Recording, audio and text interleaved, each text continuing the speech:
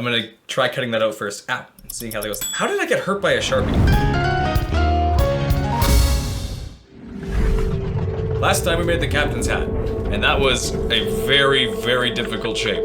Today, we're gonna be making the Gibdo Mask. Where's my button? There's my button.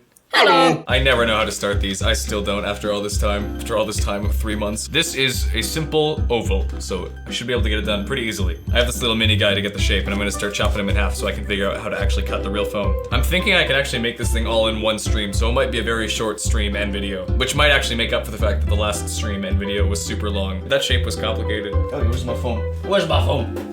Here it is. It's kind of funny, these never look like the shape that it's going to take when it's cut, but it ends up working, at least semi-decently. It'll take a little bit of refinement when I get the piece trimmed down, but aside from that, that should fold nicely into what I'm hoping for. I'm actually gonna use like fabric to try and wrap the thing. These are from 2 pairs of pants that I bought and cut into shorts.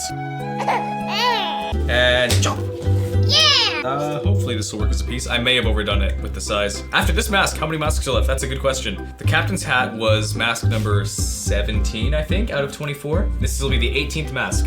So we will have 1, 2, 3, 4, 5, 6 left to go. That's crazy. I started kind of resuming streaming and making these in end of January. So in like half a year, I have gone from 8 to 18. I've done 10 masks this year, or this half year. So I should be able to finish it at this rate before the end of the year, which is exciting because I've been doing this on and off for the last 2 years. I'll actually be able to do it. So that's fun. I'm excited. Just gonna gently slice my fingers off. There they go. For some reason, I have a lot of fun and really enjoy doing like stupid video editing bits where like there's lots of blood. I've got both my pieces, and they are very much mismatched in size. Ow, that's molten. Actually, that didn't hurt nearly as bad as I thought. Why are my hands so blue? I'm not too worried about getting the actual shape perfect, because I'm gonna wrap this thing up in fabric, so it's gonna hide all of it. I need more hands. That's a little better. Still a little big, but I can adapt. I might not even need to spray this. I could probably just like use some masking tape to get the eyes marked in and then cover it with fabric. That should work. I'm gonna give that a shot. So, the Gibdo Mask. This is actually one of the sadder ones. So in the last video, I talked about how using the captain's hat, you would go into one of the graves and get the Song of Storms. Up in Icana, there is the Icana Spring, which is haunted currently by a ghost named Sharp. He is haunting the well and making the water poison and dry, so like it's not flowing anymore and it's all dark. Using the Song of Storms, you break the curse on Sharp and help him see the error of his ghostly ways. In doing so, you restore the water from the spring, which then flows out into the music box house, causing it to play again. The music box house, up until that point, had been surrounded by a bunch of Gibdos. Once you have the music playing, it'll drive the Gibdos back into the ground, and they'll be gone. They kind of slump over and start getting pulled away. After that happens, as you go back out there, you'll end up catching the attention of a little girl named Pamela. She'll run back into the house, unless you have the stone mask, which you can just use to sneak past her. Once you're inside her house, you'll get down to the basement, and down there you'll see a wardrobe. As you approach the wardrobe, it suddenly flings open, and you'll see this half-mummified guy start shambling out towards you. This is Pamela's father. Pamela's father's been cursed. He's like half Gibdo at this point. He's half wrapped up, his eyes are all bloodshot. He starts shambling towards you, and if you go to attack him, Pamela will actually intervene and she'll kind of get her father to back off a little bit, because he's kind of going to attack you. If you, instead of attacking Pamela's dad, play the Song of Healing, you actually break the spell. He will be no longer cursed, and this mask will fall off of him. And Pamela's brother's like, "Daddy, you're safe!" And he gives him a big old hug, and then if you stay there, Tattle says like, "Get out."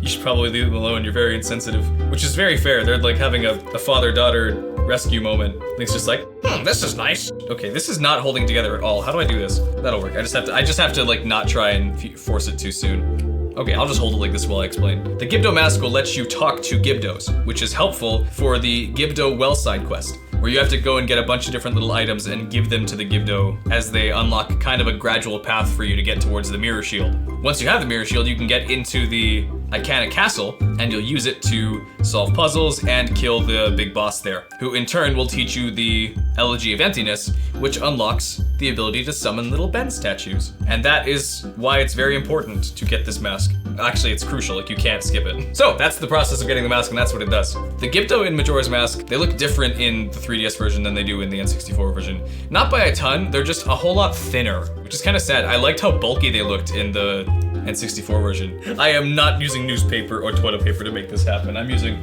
authentic pants, or what's left of them anyways. I have some respect for my masks. Not a ton, but some. This is weird looking. Once I have it glued, I can kind of like bend it around a little more easily. Oh, I know what to do. I know how to fix this. I just gotta like trim some of the bottom pieces here. Expand it out this way a bit. Yeah, look at that. Adaptive problem solving.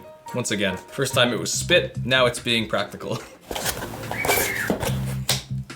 Child, can you stop dying outside my window, please? I really just eyeball all these. I do not do precise measurements or anything with this at all. I kind of just look at it and try and do my best to copy it. And sometimes it works, sometimes it does not. Okay, that's the shape just about done. I think it's probably time to start doing, yeah, that'll work. It's gotta be like this. Okay, fabric time. Actually, no, not fabric. I gotta paint the eyes on first. But I didn't forget water this time. I had the water. It feels weird to be painting so soon after building, but I guess that's just how it goes. Okay, while that dries, I'm gonna start cutting strips of fabric out of these. Ooh, what face could I be making behind this thing? Now, if I were to put the cloth over top of it, have this like super low on it. Yeah, there we go. That'll have like the droop that we're looking for. This has just felt super easy so far. Like the last one was like, I had a lot of doubts about how it was going to look when it was finished. I mean, it turned out great, but just throughout the process, I was like, oh boy, how am I gonna make this work? This has been just like pretty easy and simple and straightforward. This might be like even like a 5-minute video at most. I don't know. Slap.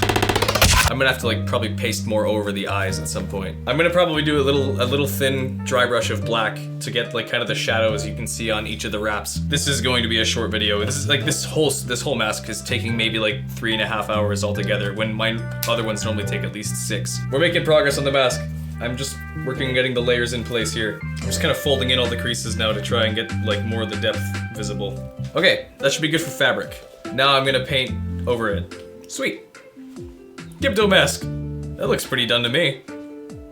One thing I guess, I need to add a little bit of like yellow to this thing. Not a ton at all, but a little bit. Because there is like bits of yellow pieces and even a bit of red, I think, in some spots. There's the yellow detail. Actually, I should probably do a little bit of red, real quick. Just like the tiniest bit of red. Yeah, there we go. Okay, that's the mask done. This is the Gibdo Mask. It's finished. Yeah, there we go. This was definitely an easier one to put together, but I still like the results nonetheless. I wasn't sure about the shape, but I'm sure even if it's a little egg-shaped, I still think it looks good. The brush depth strokes look great on this thing. The next mask we're going to be making is going to be the Giant's Mask, which is going to be exciting. Thank you guys all for dropping by. Now, if you'll excuse me, I've got a well to explore.